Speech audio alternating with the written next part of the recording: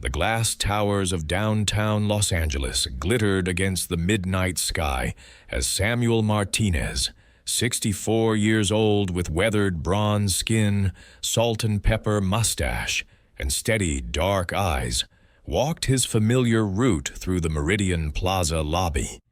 His navy blue security uniform, pressed and pristine despite years of wear, bore a small name tag that most people never bothered to read. Samuel had been the night security guard at this 30-story office complex for 18 years, watching over empty hallways and silent elevators while the city slept. Most nights were routine: check doors, monitor cameras, log incidents that never happened. Samuel preferred it that way. At 64, he'd earned his quiet nights after raising 3 children alone, following his wife, Maria's death, from cancer 12 years earlier.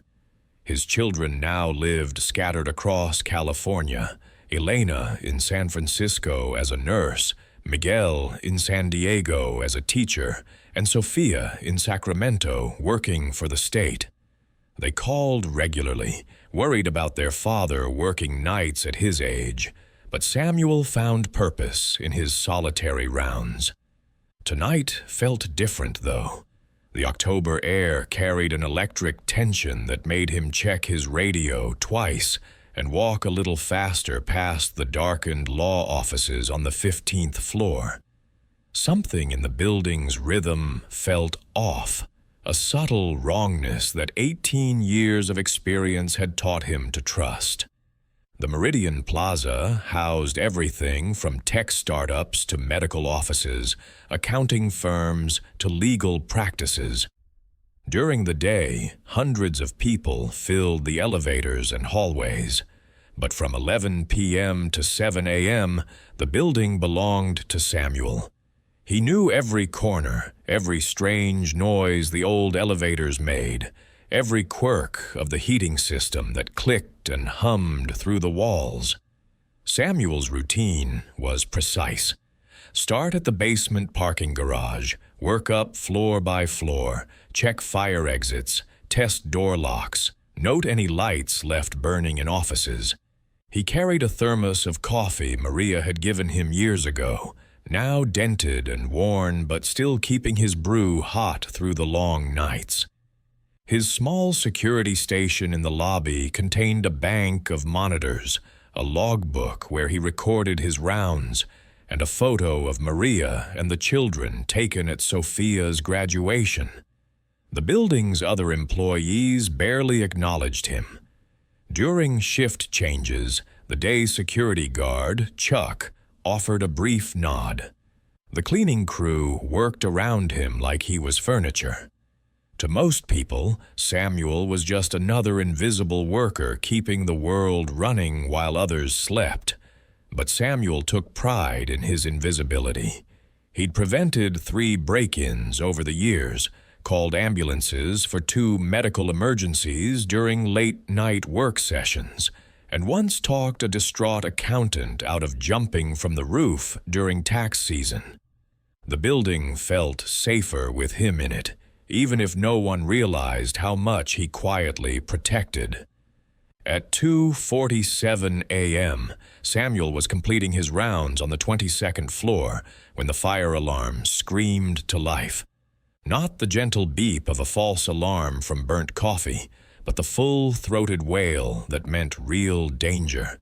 His radio crackled immediately. Unit 47, we have multiple fire alarms triggered on floors 19 through 21. Emergency services dispatched. Samuel's heart jumped, but his feet were already moving toward the stairwell. He'd run fire drills countless times, but never faced an actual emergency. On the 19th floor, he smelled it. Acrid smoke drifting from the law offices of Brennan, Hughes, and Associates. Through the glass doors, Samuel saw orange light dancing in the reception area. The sprinkler system had activated, but the flames were spreading faster than the water could control them. That's when he heard it. A faint voice calling for help from somewhere inside the smoke-filled offices. Samuel's training said to evacuate and wait for professionals. But 18 years of protecting this building had made it feel like his home, and those voices belonged to someone trapped inside his house. He grabbed the emergency master keys from his belt and entered the burning office. The smoke was thick and choking, reducing visibility to mere feet. Samuel stayed low, following the sound of voices deeper into the office maze. His radio squawked with updates from the fire department, still 15 minutes away in Los Angeles traffic. In a corner conference room, Samuel found them. Dr. Jennifer Walsh, a young attorney with shoulder-length auburn hair wearing a charcoal business suit, and Marcus Chen, a paralegal in his 30s with black hair and wire-rim glasses, both trapped when debris from the ceiling had blocked the door. Jennifer was conscious but coughing violently. Marcus had been struck by falling material and was barely responsive. "Sir, thank God," Jennifer gasped. "We were working late on a case. The fire started so fast." Samuel assessed the situation quickly. The main exit was blocked, but he knew this building's secrets. "There's a service corridor behind that bookshelf," he said, moving toward the heavy wooden unit. "Help me move this." Together, Samuel and Jennifer shifted the bookshelf, revealing a narrow maintenance passage Samuel had discovered years ago during his nightly explorations. He helped support Marcus, while Jennifer cleared their path through the emergency route he'd never expected to use. The service corridor was narrow and dark, but it bypassed the worst of the fire. Samuel led them through maintenance areas he'd mapped in his mind over thousands of nights, down service stairs that most building occupants didn't know existed. His radio buzzed with updates. The fire department had arrived and was setting up, but the main stairwells were compromised. "How do you know about this passage?" Jennifer asked as they navigated the tight space. 18 years of walking these halls," Samuel replied. "You learn every secret a building keeps." They emerged into the parking garage as fire trucks surrounded the building. EMTs immediately took Marcus, while Jennifer refused treatment until she could thank Samuel properly. "You saved our lives," she said, her voice shaking with emotion and relief. "If you hadn't known about that passage—" Samuel just nodded, already thinking about his incident report. But around them, firefighters and EMTs were learning about the rescue Samuel had just performed, and word was spreading fast.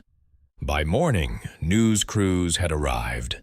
The story of the security guard who'd rescued 2 people from a burning building using secret passages was exactly the kind of local hero story Los Angeles needed. Samuel tried to avoid the cameras, but Jennifer Walsh made sure the world knew who had saved them. "Samuel Martinez has been protecting this building for 18 years, she told reporters. "Last night, his knowledge and courage saved our lives. He's not just a security guard, he's a guardian angel." The building's management, who had barely acknowledged Samuel for years, suddenly wanted to meet with him. Tenants who had passed him in hallways without a glance now stopped to shake his hand. His phone rang constantly with calls from his children who had seen the news coverage. "Papa, we're so proud of you," Sophia said through tears during one call. "But we're also terrified. You could have died in there." "Mija," Samuel replied gently, "sometimes protecting people is worth the risk." The following week brought changes Samuel never expected.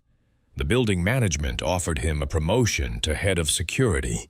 The city council planned to honor him at a ceremony.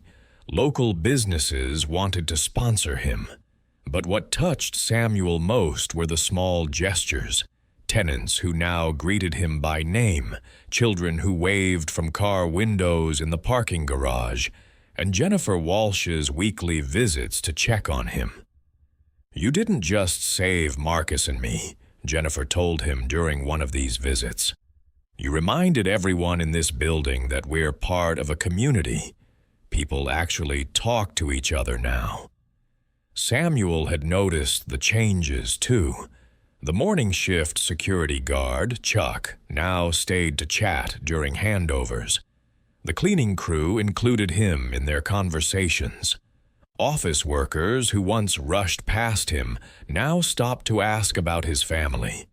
But the change Samuel treasured most was a phone call from his son, Miguel. "Dad, I want to bring the kids to see your building. They want to meet their hero grandfather." Months later, Samuel still worked the night shift at Meridian Plaza, but his role had evolved.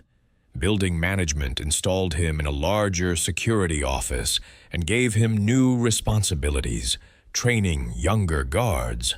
The secret passages he'd discovered became part of the building's official emergency protocols. Jennifer Walsh, now recovered and back to her legal practice, had started a building safety committee that met monthly with Samuel to review emergency procedures. Marcus Chen, fully healed from his injuries, visited regularly to thank the man who'd carried him through smoke and fire to safety. The building felt different now, warmer, more connected. Tenants organized a holiday party in the lobby and insisted Samuel be the guest of honor.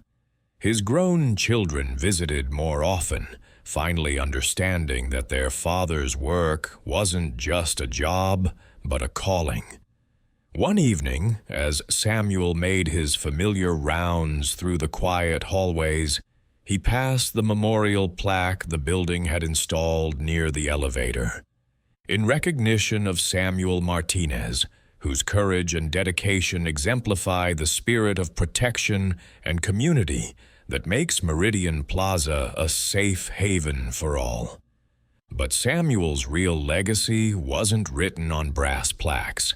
It lived in the way people now looked out for each other, in the emergency procedures that might save future lives, and in the simple recognition that heroism often wears a uniform and walks quietly through our lives, protecting us while we sleep. At 65 now, Samuel still loved his midnight rounds, but he no longer walked them alone.